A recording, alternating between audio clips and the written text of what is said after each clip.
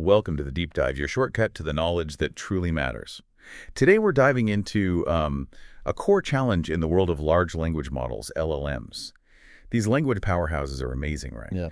But when we ask them to really specialize, to reason deeply within a specific field well, they can sometimes hit a wall. They might invent facts, we hear about hallucinations, or their logic can falter when the information gets really dense.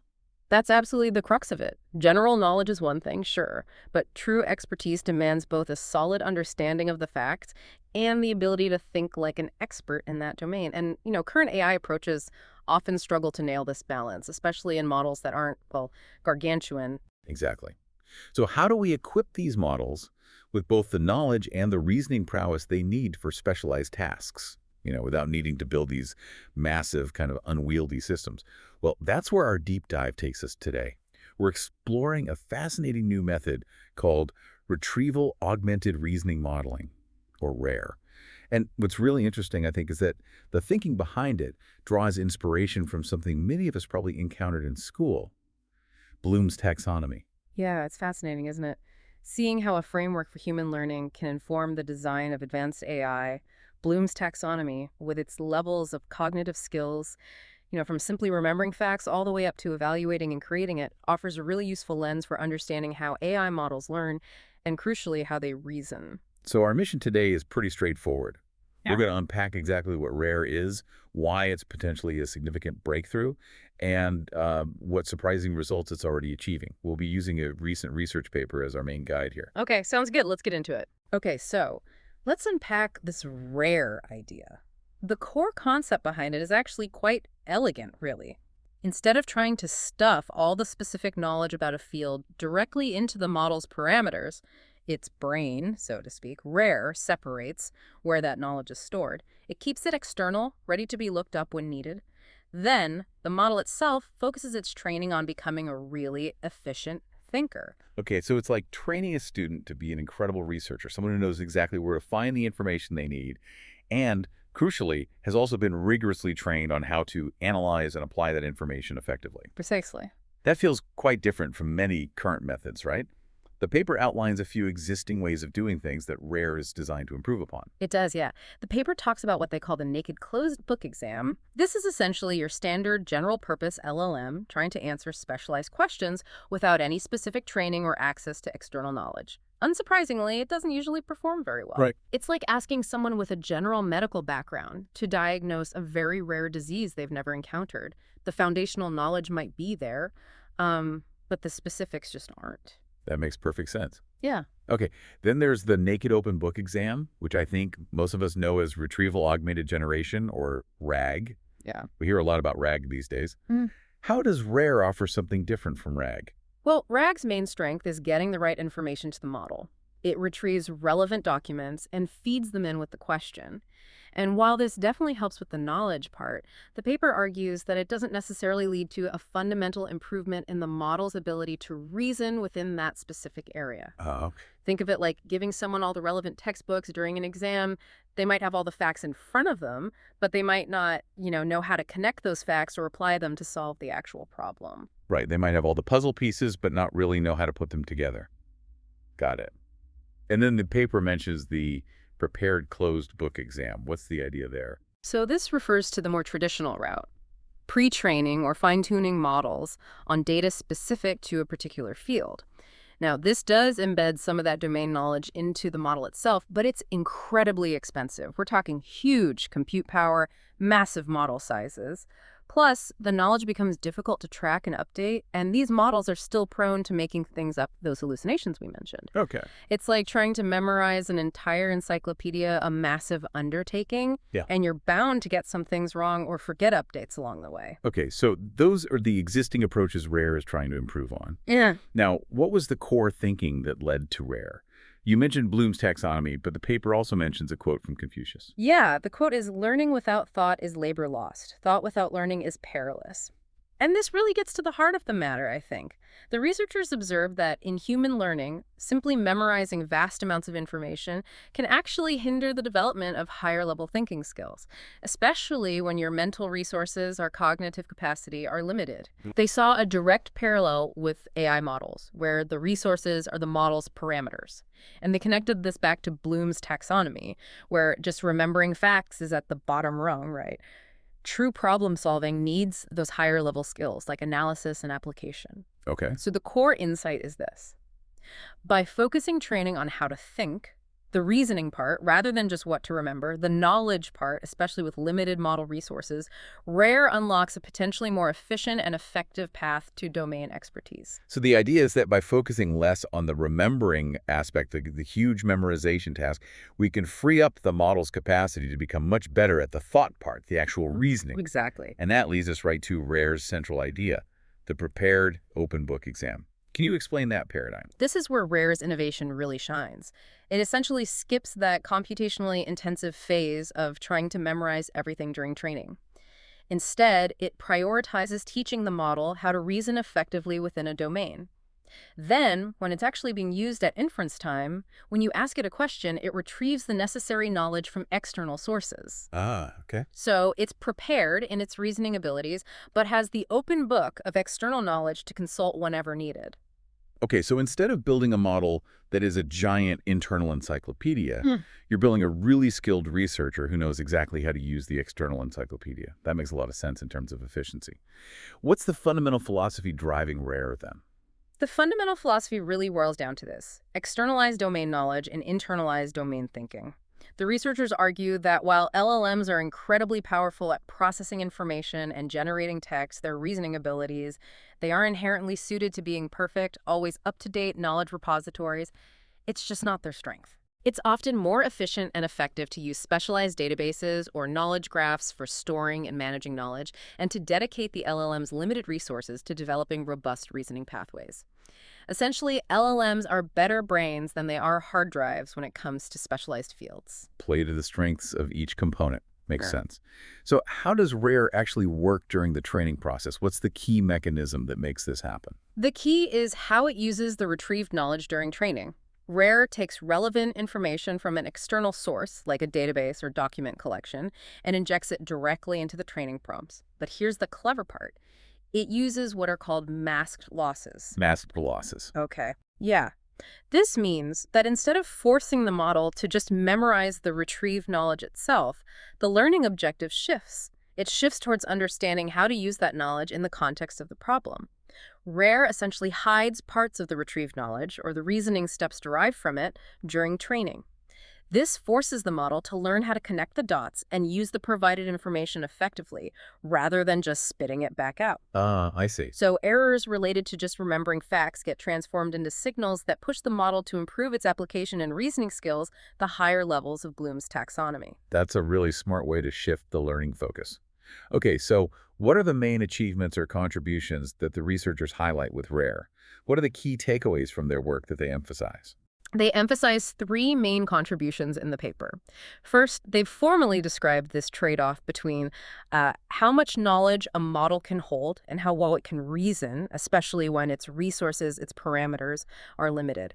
They made that direct connection to Bloom's taxonomy and even provided some mathematical analysis of the underlying optimization goals. Okay. Second, they've introduced RARE itself as this novel framework that fundamentally separates knowledge storage from the development of reasoning abilities. It's a new paradigm. Right. And third, they've conducted a pretty wide range of experiments across different fields, medical, legal, financial, and using various types of models to show just how effective RARE can actually be in practice. All right, so we understand the what and the why. Now let's maybe dive into the how RARE learns in a bit more detail. The paper starts by looking at a simplified model to illustrate the core concepts, right? Yes, exactly. To make the fundamental idea clear, they start with a simplified scenario. They imagine the model's output as sort of a direct combination of retrieved knowledge and the reasoning applied to it. They break down the process of generating an answer into three distinct conceptual steps. First, the relevant knowledge is retrieved from the external source. Second, the model integrates this retrieved knowledge with its existing understanding. And third, it performs contextualized reasoning based on all the available information, the prompt, plus the integrated knowledge. Okay. This step-by-step breakdown really helps to visualize how Rare approaches problem solving, even though in reality it's often more intertwined. That breakdown does make the process much clearer. So how do the goals of learning, the learning objectives, the loss functions, differ between standard models and rare in this simplified setup? Right, this is where the loss functions come in, as you said. For traditional models, the loss function essentially pushes the model to get better at two things at the same time: remembering knowledge directly from its training data and being able to reason using that remembered knowledge. The equation they show in the paper visually represents these two components pulling the model's learning. And for rare, how does that change? What's the difference in the loss function? The rare loss function looks different. Its main focus is on optimizing the model's ability to integrate the retrieved knowledge effectively, and then to perform contextualized reasoning based on that integrated information. The equation for rare reflects that shift. It's less about penalizing the model for not remembering the raw knowledge itself, and much more about penalizing it if it fails to understand and apply the information it finds externally. Okay, that makes sense. The paper then discusses reasoning augmentation and knowledge augmentation within the context of rare. Can you break down what those terms mean for us? Absolutely. Reasoning augmentation happens because, well, if your retrieval system is doing a good job and providing relevant information, the model has a much better source of facts available during training than just what it might have managed to store internally. Right. Because it doesn't have to struggle as much to recall the knowledge, the training effort, the loss signal naturally shifts towards improving its reasoning skills. It can focus on the thinking part. The paper even presents a mathematical relationship, an inequality, showing how the probability of having the correct knowledge is much higher when you can retrieve it externally compared to just relying on internal memory. Okay, that makes sense. The model isn't wasting its limited capacity trying to memorize things it could easily look up. So what about knowledge augmentation? How is that different? Knowledge augmentation refers to how the learning related to knowledge changes. In standard models, it's often about rote memorization, just remembering specific facts, like flashcards. Yeah. In Rare, because the model is constantly provided with external knowledge during training, the learning objective shifts away from that rote memorization. It moves towards understanding and applying that knowledge. It's about learning to extract the useful parts from the retrieved documents and integrate them effectively. Ah, I see. This aligns perfectly with the understanding and application levels in Bloom's taxonomy, moving beyond just the basic remembering stage. It's like, learning to cook. Traditional methods might try to have you memorize every single recipe. Rare teaches you the fundamental cooking technique so you can look at any recipe and use it effectively. So it's learning to work with knowledge rather than just store it. That's a great analogy. The paper then moves on, acknowledging that in reality, knowledge and reasoning are often more intertwined during generation. How does rare handle that more complex, realistic situation? Right. In many real-world tasks, the model doesn't just output all the knowledge and then all the reasoning in separate blocks. Instead, it generates them in an interleaved way, maybe the bit of knowledge, then a reasoning step based on that, then perhaps retrieving more knowledge, another reasoning step, and so on, like chain of thought, but augmented. Yeah. The paper explains that the fundamental principles of Rare still hold true in this more general step-by-step generation case.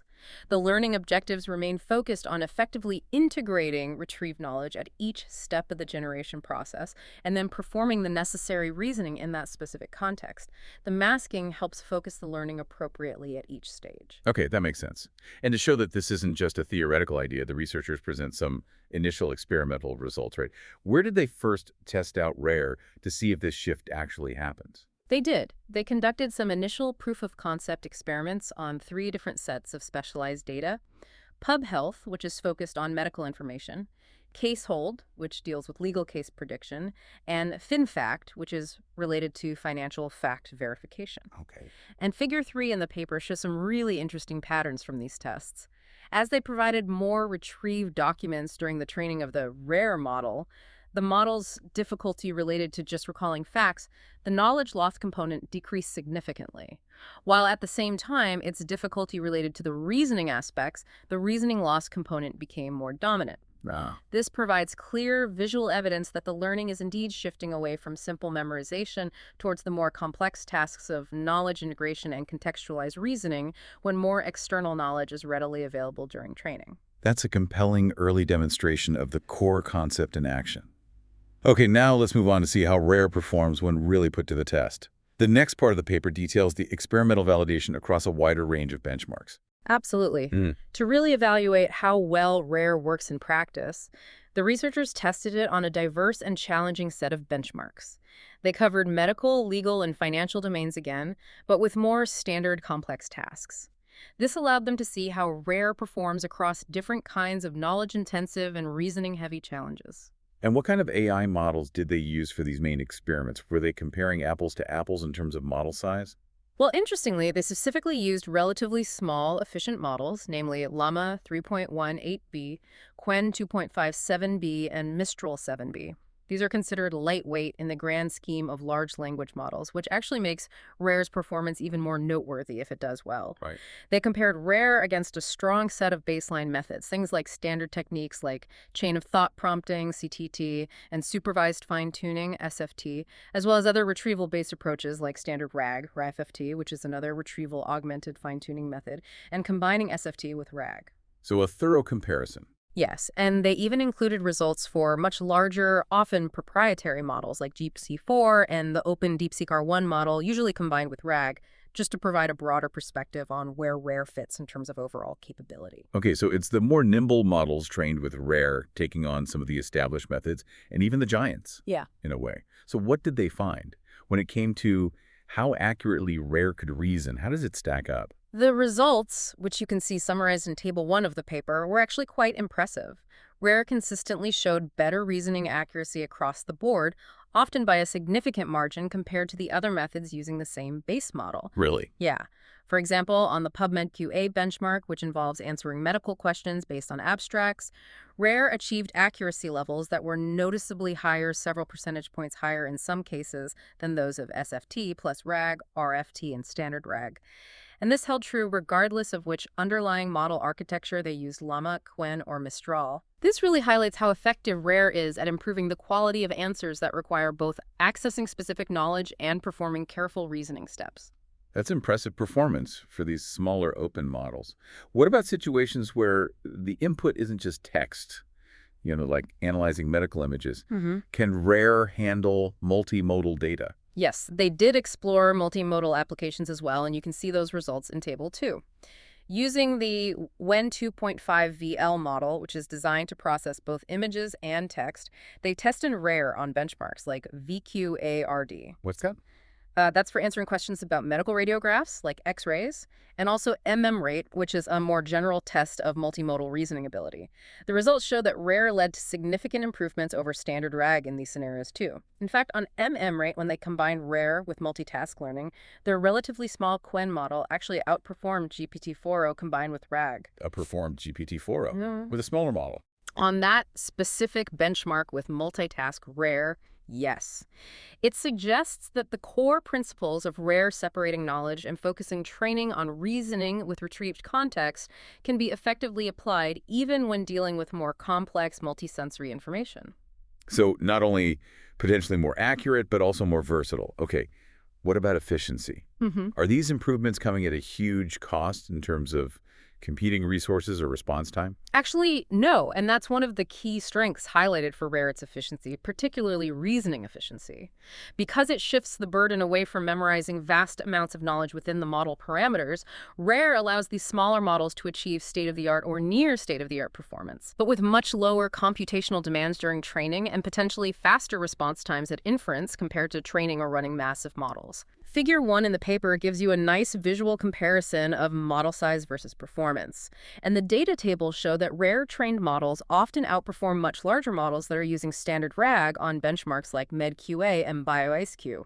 They even showed RARE on Llama 8b beating the much larger DeepSeek-R1 model, which is over 60 billion parameters, combined with RAG on several knowledge-intensive tasks like PubHealth, CaseHold, and FinFact. Wow, okay. All while using significantly fewer parameters. So what this really means for you, the listener, is the potential for powerful, specialized AI without necessarily needing access to massive, expensive computing resources. That could be a real game changer for accessibility. That's a huge win for practicality and making advanced, specialized AI potentially more accessible.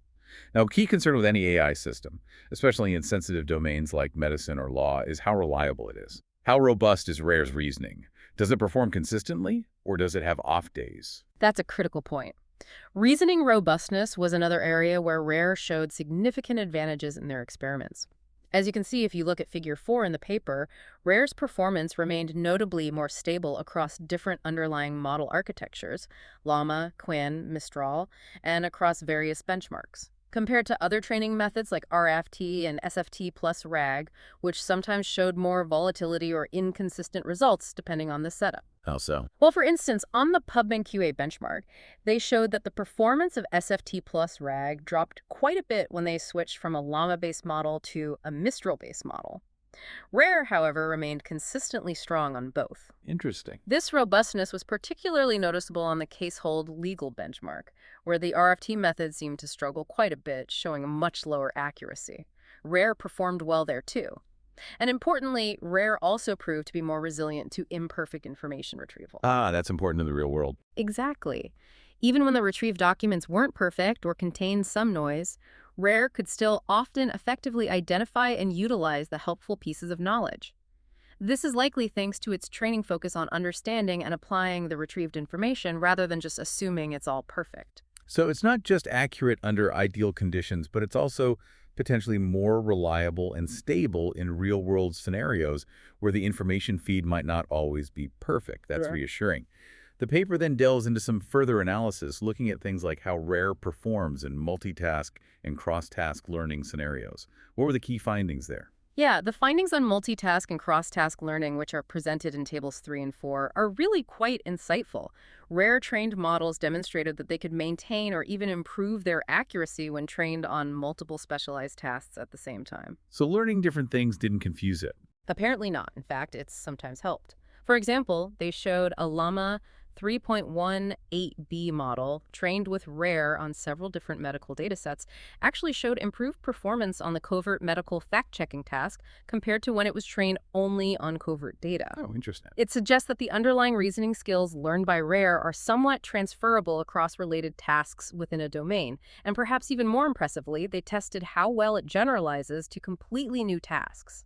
They used a challenging benchmark called Humanities Last Exam, or HLE. HLE. Sounds intense. It is. It requires a broad understanding of biology and medicine. The Rare-trained lightweight Llama model performed comparably to much larger models like GPT-4 and Claude 3 Opus that were using RAG, even though the Rare model had never encountered that specific HLE task during its training. Wow, so it generalized its reasoning skills quite well. It seems so. This highlights the potential for Rare to foster more generalizable intelligence within specific domains, not just competence on the exact training tasks. That's a significant leap learning effectively in one area and being able to apply that learning, that reasoning ability in a different related area. Very cool. What about making these rare models even more resource efficient? Did they look into parameter efficient fine-tuning methods? Yes, they absolutely did. They explored using techniques for fine-tuning that don't require adjusting all the millions or billions of model parameters. Specifically, they looked at LoRA, which stands for low-rank adaptation. That's a very popular technique. Right. And the results, shown in Table 5, are really encouraging. They show that Rare can achieve performance very close to that of fully fine-tuning the entire model, while only needing to train a tiny fraction of its parameters. How small fraction? For example, by only training about 1%, yes, 1% of the Llama 3.18b's parameters using LoRA combined with the Rare training objective, they achieved very high accuracy on MedQA and PubMed QA, almost matching the performance of the fully fine-tuned Rare model. Only 1%. That's incredible. Yeah, it really is. This is incredibly important for practical applications. It suggests you could potentially have a core general-purpose LLM and then add many different specialized intelligences by training and plugging in these small, efficient LoRa adapters for each domain, trained using Rare. That's incredibly promising for creating adaptable and specialized AI without needing massive computational resources or separate huge models for each new specialization. Fantastic. Did they also investigate combining Rare with other advanced training methods, maybe like reinforcement learning? They did touch on that. Table 6 shows the results of combining reinforcement learning from human feedback, or in this case, AI feedback, with Rare. They used an approach called Kahneman-Tversky optimization, or KTO. KTO, okay. The results in the pub health and covert datasets showed further performance improvements when the rare trained model was subsequently fine-tuned with KTO. It indicates that the underlying principles of rare are indeed compatible with and can potentially be further optimized by these reinforcement learning techniques, which are often used to align models better with desired behaviors or preferences. So, more potential for improvement down the line. Good to know. The paper also touches on how efficient rare is with the amount of data needed for training and the impact of a technique called rejection sampling, right? Plus, they provide some really illustrative case studies, which I think are often the best way to understand the difference. Can you give us a quick overview of those additional insights? Certainly.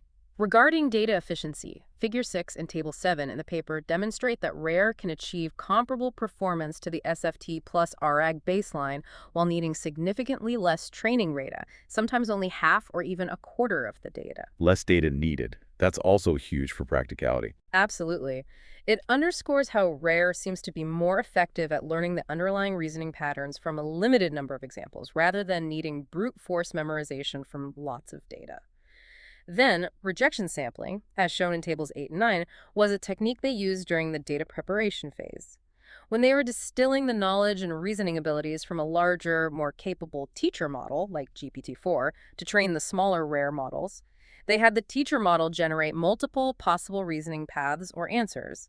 Then they used an automated method, or sometimes the teacher model itself, to select the best quality responses among those options.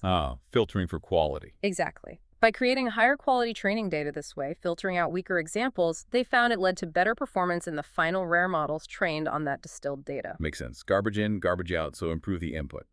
And the case studies. Those often provide the most tangible understanding of how these systems actually differ in their thinking. Totally agree. The paper includes some really detailed case studies. One particularly insightful example is a complex MedQA medical exam question, which is highlighted in Tables 10 and 11.